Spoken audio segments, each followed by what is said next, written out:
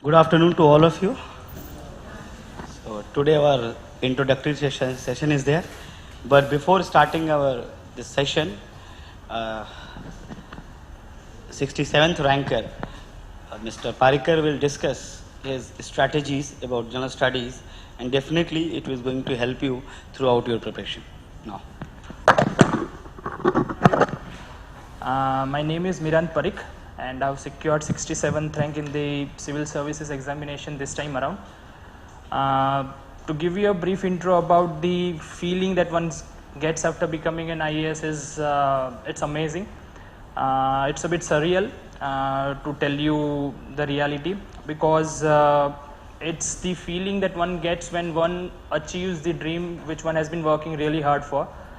And to see your name in the coveted list, and that too in the top 100, and contemplating the fact that you will be becoming an IAS is truly an amazing feeling. So what I tell you is, why I tell you this is that this is one thing which should motivate you while you're preparing.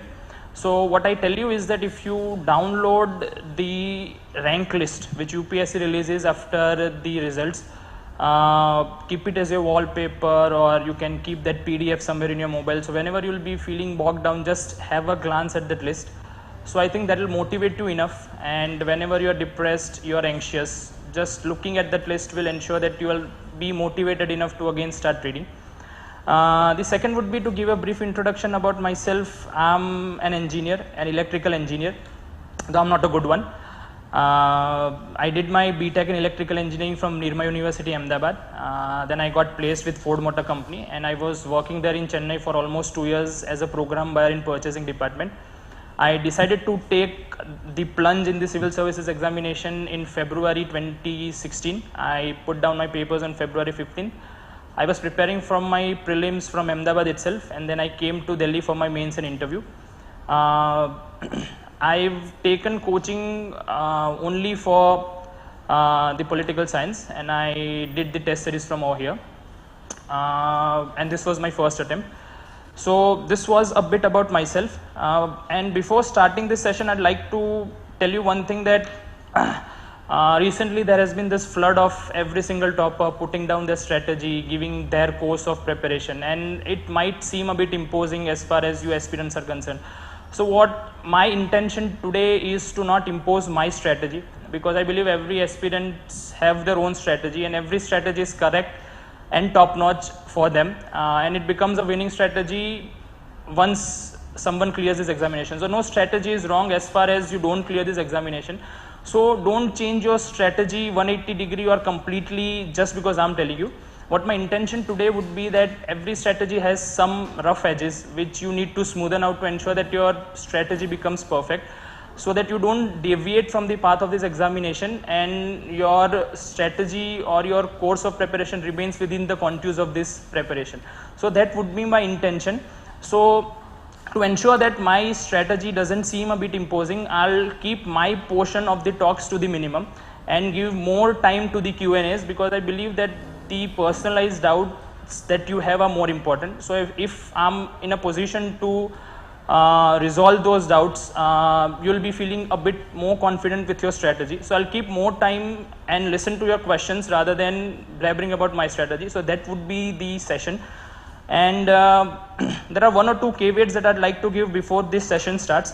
First would be, I won't be sharing the book lists, because there has been many videos that you would find online where many other toppers more competent than I am have shared the general book list. So you can follow those. My advice as far as the book list is concerned, that stick to the basics. Basics means you stick with the NCRTs or Lakshmikant for Polity or Spectrum for Modern India. Follow one or two newspaper religiously, but keep it in a fact that your newspaper reading is exam oriented. No need to go after news which has no relevance with the examination. And follow one monthly compilation of any good classes which you find comfortable, and that pretty much is required as far as the book list for the preparation is concerned. So I won't be sharing the book list. And the second caveat would be that my strategy might sound a bit unconventional, because I had a bit of a limited time. So my intention initially was to ensure that I'd get an opportunity to write the mains. I had no intention, or my hopes weren't so high that I'll be getting an opportunity to attend the interviews and clear, let alone clearing the examination. So I ensured that my strategies were exam oriented. I ensured that whatever all I used to read, whatever I used to study would ensure that it fetched me maximum marks. I didn't care if it would add something into my knowledge, but I used to ensure that it could fetch me the maximum marks. So I request you to take it with a pinch of salt and should not take my strategies at face value. If my strategies or some of the points which I'll be covering today suits with your course of the preparation, only inculcate those, and you can reject the others which you find are a bit too unconventional for your way of preparation.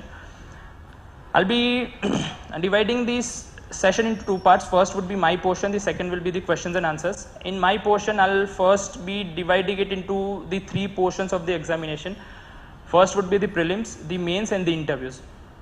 As far as the prelims is concerned, what I'd like to tell you is that the lesser material that you keep, the better it is, because the what I take this as is that you should keep a rural candidate in your mind while preparing for this examination, because I do sincerely believe that UPSC also wants candidates who are from rural background. They don't want candidates who attend classes in Delhi, who are rich or who can avail lot many materials. So always ensure that whatever all materials that a rural candidate has an access to, you should be looking for those materials. Supposedly, if I can say that a rural candidate has an access to the NCERT book, because those are the standard books, so go for it. They can have an access to newspapers, so go for it. Some of the other government documents, supposedly the second ARC report, the economic survey, the budget, so those all materials are something which a rural candidate has an accessibility to. So follow those materials and keep it to the minimum. The second would be just have a look at the last 5 years prelims question papers. ऐसा होना चाहिए कि रट्टा मान लो उसका. So what will happen is that once you read something, it should be on the back of your mind that okay, this was something that was asked in this year's prelims question paper. So okay, this is relevant to the prelim. So note those things down, because the overall content in a newspaper would be humongous. So you cannot read, write or understand every single thing.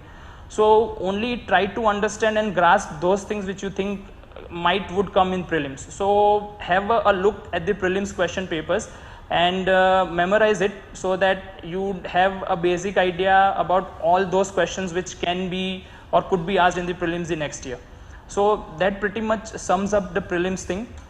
For the mains, I would say that if prelims checks the depth of your knowledge or how widespread your knowledge is, mains checks the depth of your knowledge, whether you are able to analyze a particular question in a systematic manner, whether you are able to take a coherent point of view while answering a particular question.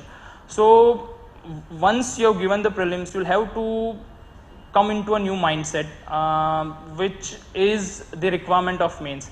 So for mains, one or two advice that I'd like to give is that do as much writing practice as you can. And writing practice you should do for every single paper, but what I'd suggest is that you should focus more on essay, ethics and your optional, because there is a glass ceiling of sorts as far as GS 1, 2, 3 is concerned. You cannot score about a particular level in general studies, but sky is the limit as far as essay, ethics and your optional is concerned. So first focus on these three papers, and if you are confident enough that you will be in a position to write a good answer in these three papers, then focus much more on the other GS3 papers. But an initial and a thorough preparation for essay, ethics and your optional should be given, and it should not be sacrificed at the altar of these three GS 1, 2, 3 papers are concerned. For mains, the material would be diverse, because you can have a glance at any of the bookstores that you have in here. Go by the particular codes for the particular GS paper. If they've given up a subject, just go through one of the modules that you might find in the markets over here. See if you are able to adapt well to that particular material, if you can understand the contents of that material, and if you find that material has some of the contents which are relevant to the examination, then only go for that material. And in the GS papers, I can say that some of the lucrative topics would be internal security, because if you look at the course, almost 3 to 4 topics would be from internal security, 5 topics are from IR, 3 topics are from society, and the rest would be from modern history. So this 4-5 topics, if you cover in depth, chances are that the questions from this would definitely come and you'll be able to answer it well. The other portions which I think you should keep it at the last are culture, because the diversity of questions in culture would be huge and you won't be able to cover it all. So keep those topics which have lesser chances of a question arising at the last and focus on those topics which can fetch you the maximum marks. That's pretty much it. And for mains, join a good test series where the evaluation is good, which can give you an honest review about your answers, which can judge you whether you are able to write on a multi-dimensional basis. So join a good series, write as many tests as you can, and if you follow this, you will be able to do wonders in mains.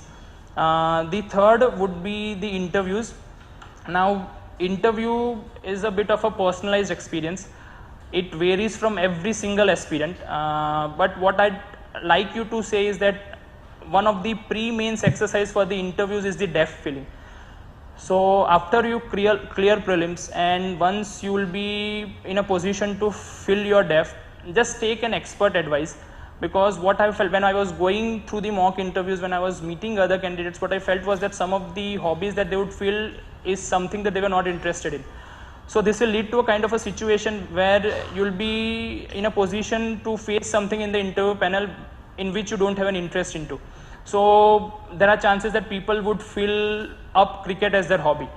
But cricket is a very diverse field. They'll first ask you a question about that, what is the Duckworth-Lewis formula. Now even Duckworth-Lewis don't know what that formula is. So the wide range of questions that can come from sports will rattle you down in the interviews. So before you fill up your depth, take some expert opinion, consult any of the faculties in any of the classes that you go to, and then fill up your depth, because that will be your biodata. You and the interview panel have no relation earlier, so they'll judge you by the way you filled your depth.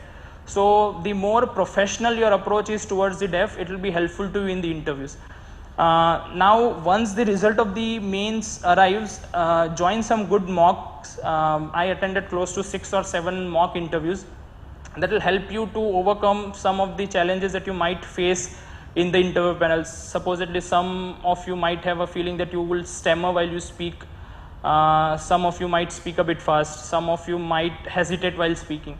So all those things you'll be able to overcome if you attend good mock interviews and work on those. It will also improve your knowledge base, because the interview can range from your personality as well as they'll ask you current affairs, something from your depth. So it's a holistic evolution of your overall personality. So attending as many mock interviews as you can would be truly helpful to you on the interview side. Now this was my strategy as far as the 3 stages of the examination is concerned. Now the next portion would be some of the lessons that I learned while traversing through this journey, and which I think you might also would face while you are going through this journey of UPSC preparation. So I'd like to call it my 5 Brahmastras, which I think would help you to overcome some of the anxieties that you might face. One would be that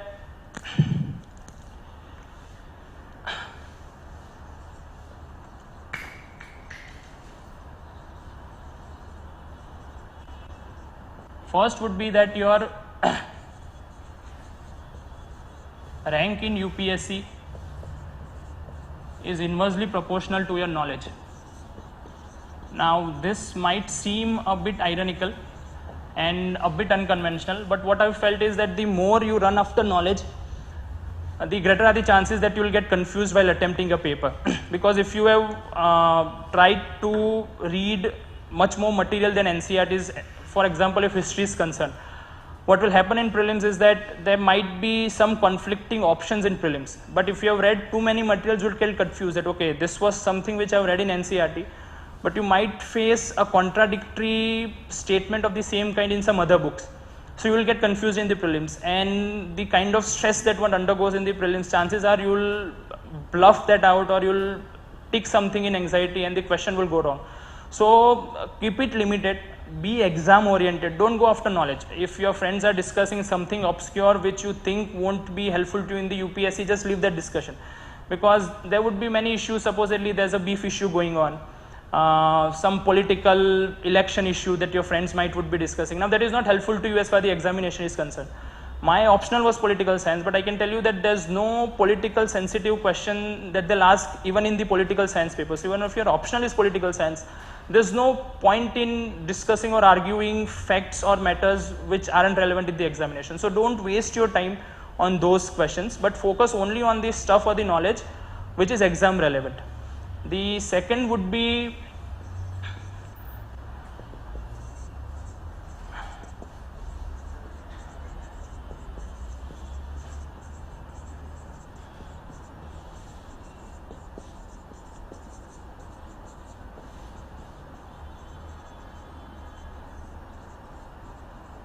now Harvey Specter, which I'm telling you, is a is a character from a series named Suits. I love that series. He's a corporate lawyer based out of New York, and he says this thing. Now this is the rule of poker, that in poker it's not the hand that you have that matters, it's how psychologically you're able to influence the guy in front of you that matters. So what I believe is that odds in this case of UPSC would be the books, and the man in this case would be the examination. So there's no point in going after books and books and books and telling that I'm not able to clear the examination. Just focus on the examination, take that into consideration, and only do those stuff which you think would fetch you the maximum marks in the examination. The third would be ruthlessness.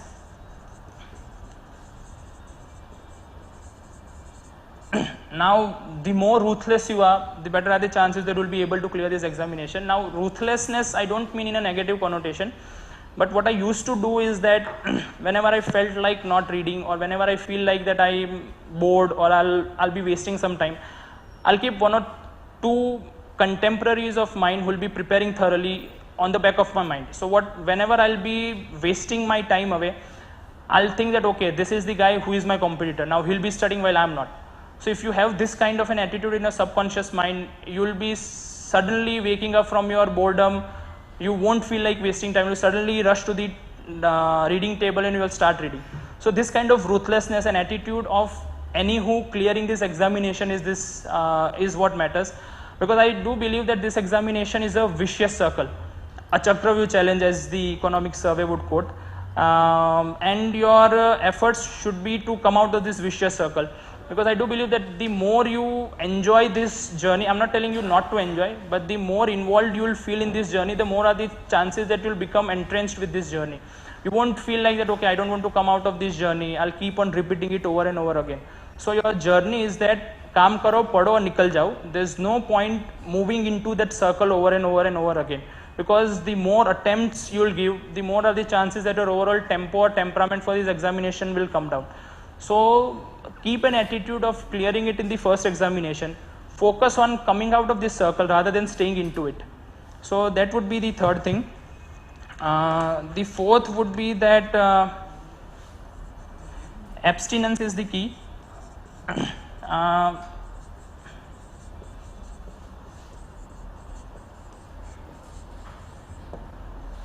For the 1.5 years that I was preparing for this examination, I haven't opened up my Facebook account because Facebook has a psychological effect as far as your preparation is concerned. I'll tell you one law that what will happen is that you would have some friends who would have gone to US, who are doing a job, who will be roaming around at exotic locations, and what will happen is that no one puts up the sad moments on Facebook, so they'll put up a happy moment. Now this is their psychological level, the photo which they have posted on Facebook. Now you'll be sitting in Rajendra Nagar, staring down a book, following your own mundane monotonous lifestyle. So this is your level. So you're somewhat at a neutral level right now. Now you'll open up Facebook, you will see that okay, this friend of mine is roaming somewhere and I'm wasting away my life. I don't have anything to do. Will I be able to succeed? So those kind of self-doubt will have a snowballing effect. So what will happen is that you will come down from the neutral stage. Then you will again watch Facebook. Some other friend's status will see, you will again come down. So this would be your anxiety level or depression level, and the more you use Facebook, the more are the chances that this will increase substantially. So it's better that you don't use Facebook. कोई दुनिया उधर से उधर नहीं होने वाली if you don't use Facebook. Facebook पे पहले भी दुनिया चलती थी.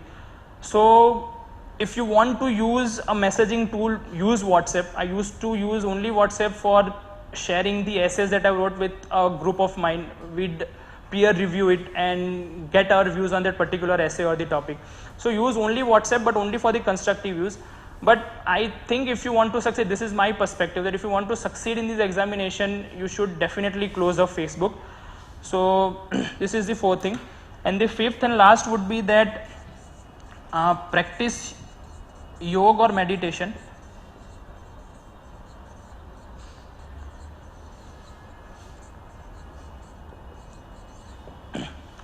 I think the duration of this examination is long, and the chances of you getting depressed are higher. So the immense stress level, you have to study with concentration despite the immense stress level. So what I'd suggest is that doing yoga or meditation every single day. You can start with 5 minutes, 10 minutes. I used to do it for half an hour every single day. So what will happen is that you will feel relaxed, that you will be feeling one with yourself while you are preparing for this examination. So all these stress levels will slowly and steadily wash away, and you will be feeling a bit more focused, and your concentration will increase substantially whilst you are reading for this examination. So these 5 Brahmastras, I think, are something of the pearls of wisdom, you can say, or something which I have done while I was traversing through this journey. I think it will be helpful to every single aspirant while you are preparing for this examination. And before wrapping up my part of this session and going for the Q&As, I like to tell just one thing, that hard work always pays. People say that, okay, you got lucky, but a hard-working person makes his own luck. There's no point going about destiny. There is a destiny, there's a chosen path, but it's your own hard work that determines what destiny will shape your future. So I believe that you should work hard, but I'm not believe that only working hard would help. Smart work is required, and smart work would be to achieve the goal by hook or by crook, and the goal would be to clear this examination. So work in a smart manner and ensure that you clear this examination with flying colors, and I'm definitely sure that you would. Thank you very much. Now if anyone has any questions, I'll answer those. What I did was that I focused on the portions that could fetch me the maximum marks. So I did one thing, that I started writing essays right away after I cleared my prelims. So I wrote close to 4 to 5 essays in a week or 10 days time after I cleared prelims. So this was one of the portions that could fetch me the maximum marks. Now you should do one thing, you should have the courage of writing a test series, whatever might be the marks, you should write it down. Then you should evaluate, okay, which were the portions which I'm weak on, because there would be some portions that you are strong because you've already cleared prelims. So you should then focus on the topics which you think are your weaknesses, and then you could reevaluate your own strategy and focus on the subjects which can fetch you the maximum. Supposedly I told you that internal security has a good chance of questions being asked in the mains examination. The other would be modern history. The other would be the international relations IR portion. So focus on those portions first, then attempt a paper. Then you will have a vague idea about which of the topics are my strength, which are my weaknesses. Then focus on the topics which are your weaknesses, and I think you will be able to cover it up until mains if you follow this strategy. And you should follow this answer writing on a daily basis, like writing answers? No, not on the daily basis. I joined the test series, so I could write 2 test papers for every GS paper. But I focused more on the essays. I had 3 essays in the test series, so it was 6 essays, and I wrote close to 10 or 12 more essays on my own, and we peer reviewed. We had a group of 3 people, so we'll send those essays and we'll get it evaluated. So 16 essays I wrote, and 2 for every general studies paper I wrote. I didn't do it on a daily basis, but as far as how the schedule beckoned from me as far as the test series was concerned. And sir, in your answers, did you use many diagrams and flowcharts? Like, I'm not able to incorporate diagrams and flowcharts in that. I don't know how I should use that. Could you give me some examples? Supposedly there was an essay on need and greed. So I'd give you an example. What was it? it was health and sickness. There was an essay on health and sickness, that health follows sickness and sickness follows health. So I did a simple diagram that okay, health and sickness are part and parcel of one's life. And I did it that okay, with health comes sickness and post sickness comes health.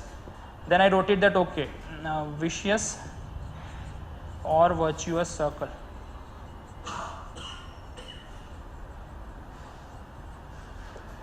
Now I elaborated on this point that okay, health and sickness are part and parcel of life, and it happens in everyone's life. Now it depends on you whether you want to turn it into a vicious circle or a virtuous circle. So I did this kind of diagram in one of my essays.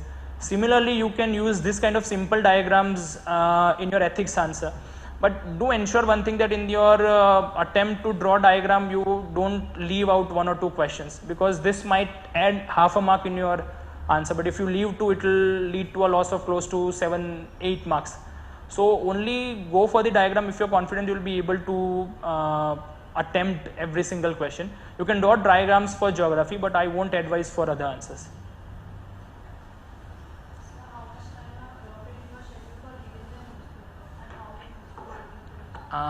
Before the prelims, I used to read 2 newspapers, Hindu and Indian Express. I used to read it in close to 2 hours 15 minutes.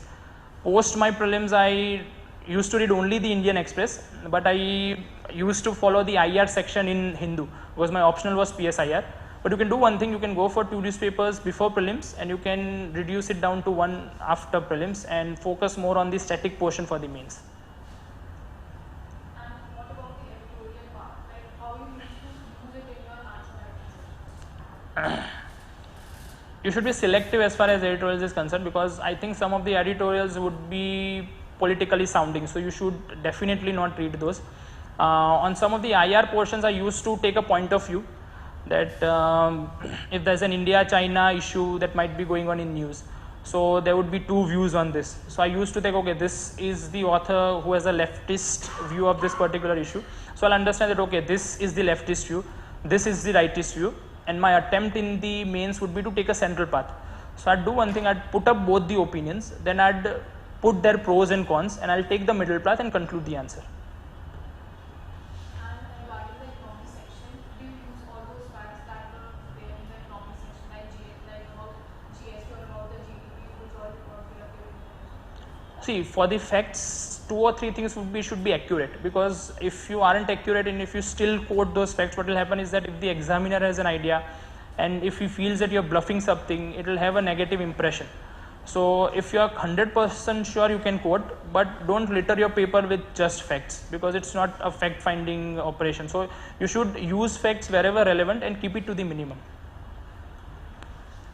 Yes. My question is related to the mains answer writing. Suppose like our approach is, because the syllabus is so humongous and huge. In that case, suppose like whenever I read the question papers of mains, I know something about it, and I think it is the case with everybody. So like how do you approach that question? Like you don't know everything about it, but you know something in bits and pieces, you know the metrics, but how do you really present that? And in your case, like you must have written it down. So what was your approach, and you think that it really helps you in that? See, as far as the answer is concerned, you should maintain a standard template. So what I tell you is that you put up a introduction, a body and a conclusion.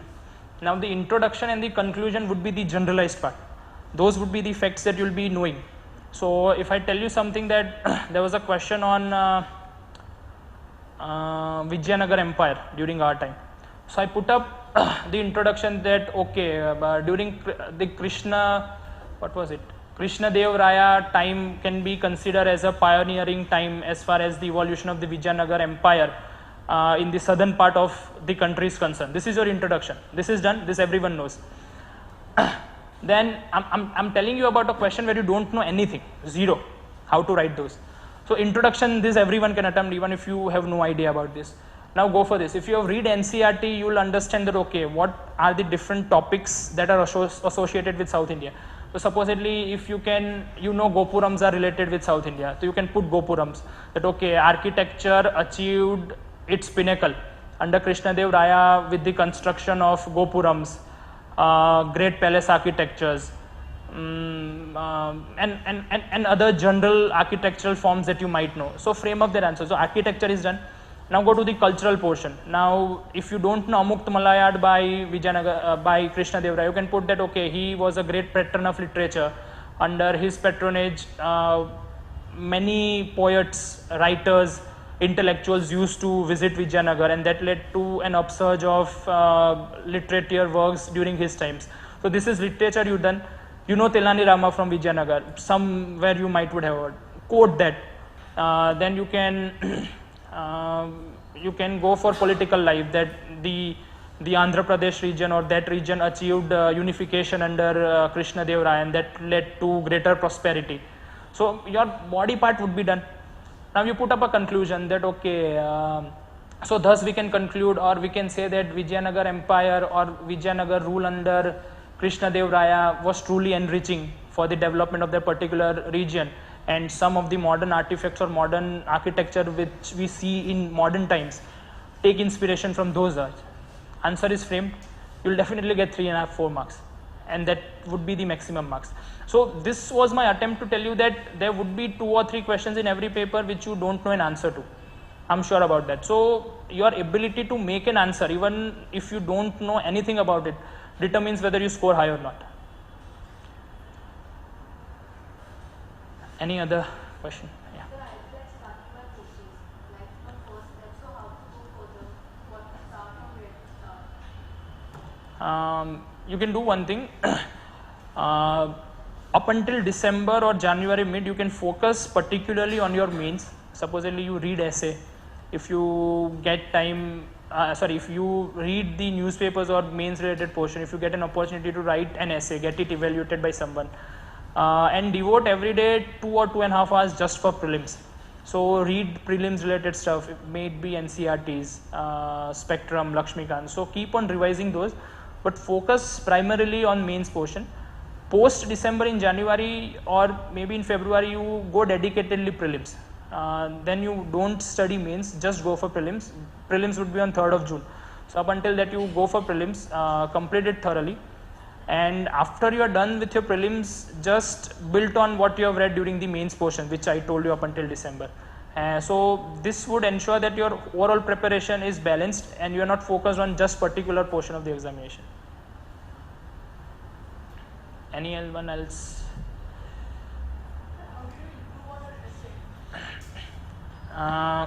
See, first essay that I wrote, I got 100 marks, 50-50. But then I took guidance from Manoj sir, and he told me how to improvise on that. Supposedly, he told me that essay is not about putting up facts, but about it's an art of writing. So you should take his guidance primarily. But what I'd convey is that you should go through other toppers' essay as well. So you'll get a brief idea about how they've attempted the essay. You can download online or you can find it in the bookstores. And what other suggestion I'd give is that try to understand or read between the lines of the title, because what will happen is that if you are able to interpret what the examiner is asking, the between the lines kind of idea of the particular title, it will fetch you more marks, because the examiner will understand, okay, you have understood the gist of the essay. So this will ensure that you are able to connect with the examiner, and you'll and he'll be happy that okay, you understood the overall idea and you articulated it well, and it'll fetch you maximum marks. Anyone else? What was the motive behind being an IAS officer? And now, as you are an IAS officer, how it's fulfilled? See, one of the prime driving force was that I intended to do something meaningful. The corporate job which I was doing was a 9-to-5 job. I was in a closed chain which rotated every single day, and I was doing the same thing over and over again. So I wanted something which was challenging. And I think IAS is few, I won't say the only job, but few of the jobs in India which can provide you so. And the other driving force was that there's a place named Saputara in Gujarat. So I was visiting there, and I could see the plight of the tribals over there, the kind of penury they are in. They don't even get the basic facilities which we normally ignore or don't take into consideration. So I believe if we are capable enough, our duty should be to defend those who cannot defend themselves. So that, according to me, was the basic motivation behind pursuing this career.